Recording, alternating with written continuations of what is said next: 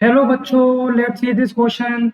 The question says a student sitting on the last bench can read the letters written on the blackboard, but it is not able to read the letters written in his textbook.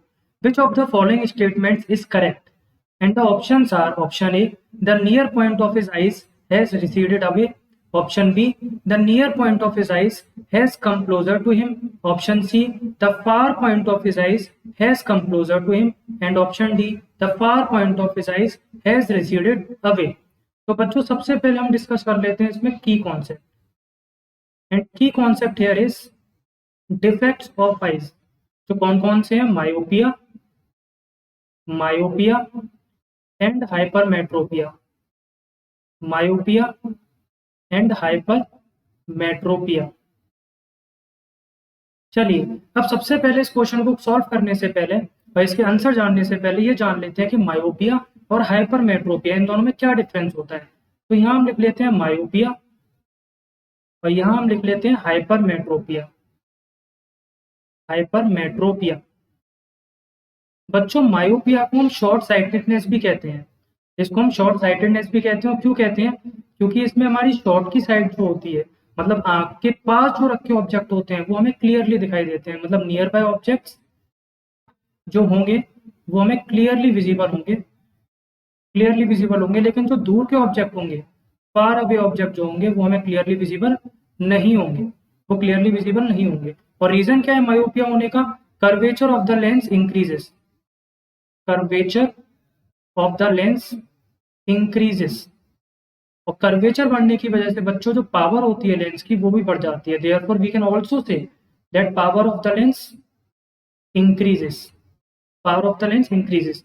वहीं hypermetropia की बात करें तो इसको हम long sightedness भी कहते हैं. और क्यों कहते हैं? क्योंकि इसमें लॉन्ग साइट हमारी ठीक रहती है, हमें दूर रखे ऑब्जेक्ट दिखते हैं, लेकिन पास रखे ऑब्जेक्ट क्लियरली विजिबल नहीं रहते. तो नियर बाय ऑब्जेक्ट इसमें हमें नहीं दिखेंगे. Near by objects are not visible clearly. पर जो फार अवे ऑब्जेक्ट होंगे, जो फार रखे होंगे, दूर रखे होंगे, that are clearly visible. Wait a minute. Far away object are clearly visible. Far away objects are clearly visible. और इसके बच्चों रीजन क्या है? इसके रीजन होते हैं curvature of the lens decreases. Curvature of the lens decreases. और curvature decrease होने की वजह से जो पावर ऑफ द लेंस होती है that is also decreases. Power is also decreases. अब बच्चों मायोपिया में क्योंकि हमारी नियर वाली साइड एकदम क्लियर है, उसमें कोई दिक्कत नहीं है, लेकिन फार अवे वाली साइड में थोड़ी सी प्रॉब्लम है. तो हमारे नियर पॉइंट में तो कोई दिक्कत नहीं होती है, लेकिन जो हमारा फार पॉइंट होता है वो डिक्रीज हो जाता है. तो मायोपिया में are far point decreases.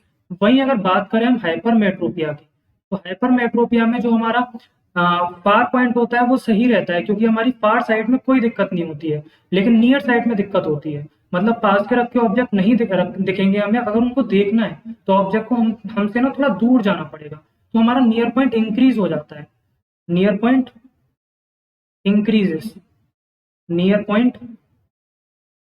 Increases. तो इसमें नियर पॉइंट क्या करेगा? हमारा इंक्रीज हो जाएगा. तो हाइपरमेट्रोपिया में नियर पॉइंट इंक्रीज हो जाएगा, जबकि मायोपिया में फार पॉइंट डिक्रीज हो जाएगा. अगर मायोपिया की बात करें तो मायोपिया में जो आपका नियर पॉइंट होता है उसमें कोई प्रॉब्लम नहीं होती है, वो सही रहता है. जबकि हाइपरमेट्रोपिया में जो आपका फार पॉइंट होता है उसमें कोई दिक्कत नहीं होती, वो सही रहता है. अब क्वेश्चन ने पूछा है कि किसी बच्चे को जो लास्ट बेंच पे बैठा हुआ है, ब्लैक बोर्ड पे जो लिखा हुआ है वो बिल्कुल एग्जैक्टली सही दिख रहा है, और उसको जो उसके टेक्स्ट बुक में सॉल्यूशंस लिखे हुए हैं वो दिखाई नहीं दे रहे हैं. इसका मतलब क्या है? पास की रखी चीज उस बच्चे को दिखाई नहीं दे रही है.